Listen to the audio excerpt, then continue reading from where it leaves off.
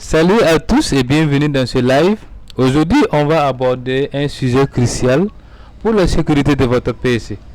Comment fermer les ports vulnérables pour empêcher les hackers d'y accéder. Si vous utilisez Windows et que vous voulez protéger vos données contre les pirates, vous êtes la bienvenue. On va voir ensemble quels sont les ports les plus ciblés par les attaques, pourquoi il est important de les bloquer et surtout comment vous pouvez le faire facilement chez vous. Restez avec moi et à la fin de ce live, votre PC sera bien plus sécurisé. Donc allons-y. Pour renforcer la sécurité de ton PC Windows en fermant certains ports, il est important de se concentrer sur ce que les pirates exploitent le plus souvent. Aujourd'hui, nous allons utiliser Windows Defender, c'est-à-dire le pare-feu de Windows, pour pouvoir bloquer ces ports. Alors, comment fermer ces ports via le pare-feu Windows? Donc, vous allez faire une recherche au niveau de la barre de recherche, panneau de configuration. Et quand panneau de configuration va s'afficher, vous allez cliquer. Ensuite, à ce niveau, vous allez sélectionner système et sécurité. À ce niveau, vous allez chercher pare-feu Windows Defender. Ensuite, vous allez chercher ici le menu à gauche, paramètres avancés.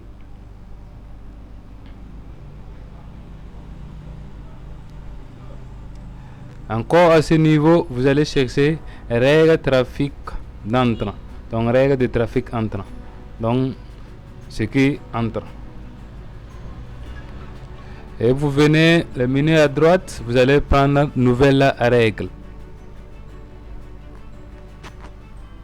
Dans nouvelle règle, vous allez sélectionner port. Donc, ce sont les ports que nous désirons fermer. Ensuite, suivant. Et vous allez définir les ports à fermer, dont je vais vous proposer. Nous avons le port 135 utilisé par Windows pour les communications internes. Donc, ce port est souvent exploité par des versions des pirates. Donc, je vous conseille de le désactiver si vous n'avez pas besoin. Voilà, pour le moment. Au cas où peut-être un jour vous aurez besoin de ce port, voilà, vous pouvez l'activer. Voilà, c'est pour contrôler, les communications internes. Voilà, ça veut dire si vous voulez faire des appels vidéo, à l'intérieur d'un réseau, donc, ou encore des appels vocaux. Voilà, c'est conseillé de l'activer. Au cas où si vous finissez, vous pouvez le désactiver.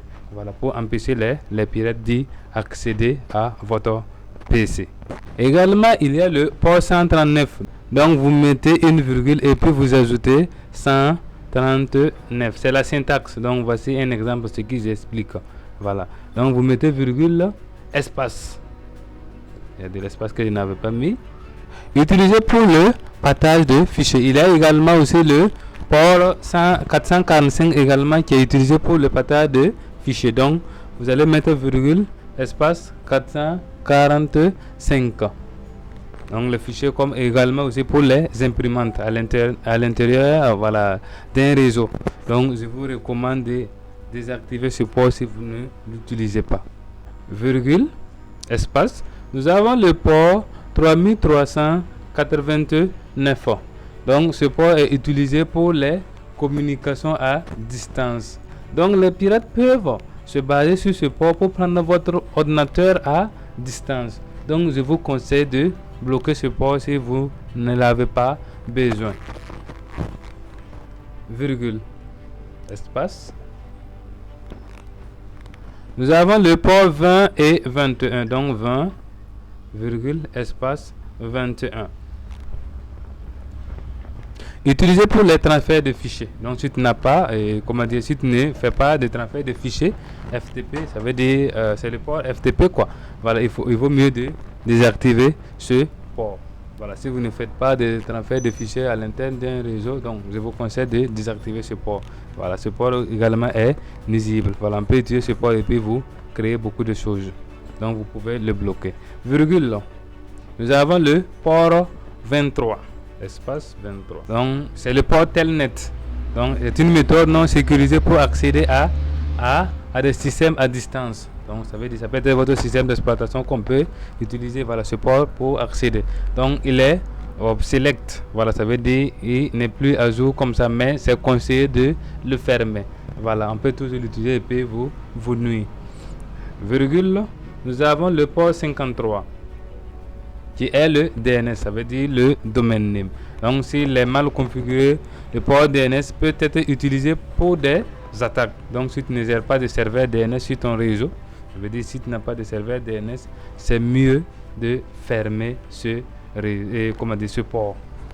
Virgule, le port 25 espace, c'est le port utilisé pour l'envoi des emails. Donc si tu ne l'utilises pas, c'est conseillé de le fermer pour éviter les spams. Ça veut dire on va vous envoyer des messages souvent pour vous emmerder. Donc je vous conseille de le bloquer également, le port 25. Il y a également le port 1024.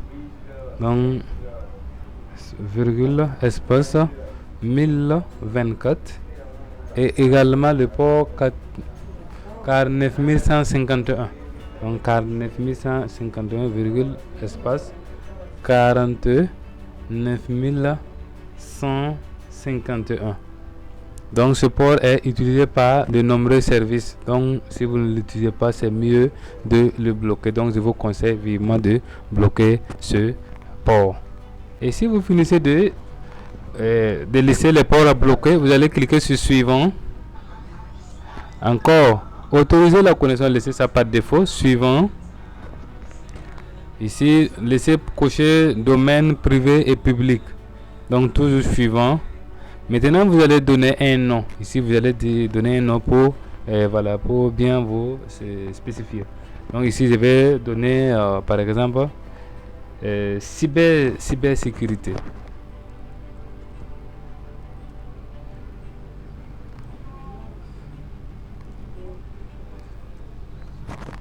Cybersécurité et une description. Donc si vous avez une description qui va vous référer, après vous pouvez ajouter au cas où vous pouvez laisser. Donc c'est pas une obligation et vous cliquez sur terminer.